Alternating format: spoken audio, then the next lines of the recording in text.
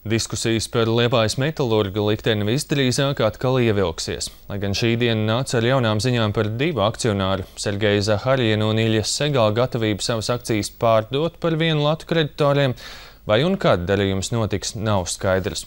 Turklāt trešais akcionārs Kirovs Lipmans kategoriski atteicies no šāda piedāvājuma.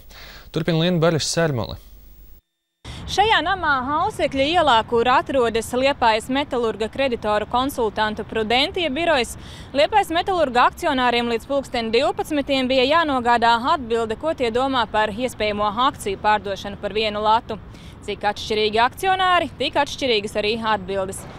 Kirovs Lipmans, kurš uzņēmumā ir iekšējā opozīcijā, jau sākotnēji piedāvājumu sauc par eksperimentu un arī šodien to noraidīja. Sergejs Zahariens un Iļas Segals, lai arī ar atšķirīgiem nosacījumiem konceptuāli esot piekrituši. To gan sacīja Prudentia valdes priekšsēdētājs Kārlis Krastīņš, un paši akcionāri savu viedokli publiski neatklāja.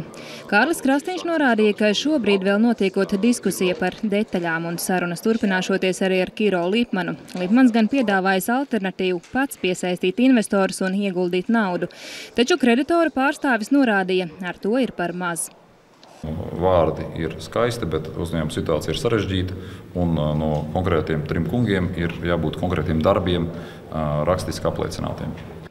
Visu akcionāru atbildību Kārlis Krastīņš uzsvēra arī atbildot uz jautājumu, vai akcijas varētu atpirkt tikai no Zahariena un Segala un Lipmanam ļaut paturēt.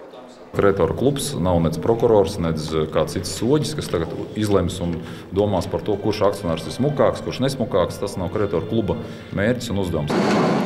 Ekonomikas ministrs Daniels Pavļots norādīja, ka joprojām pastāv arī iepriekš piedāvātā iespēja, ka akcionāri paši varētu ieguldīt naudu akcijas nepārdodot.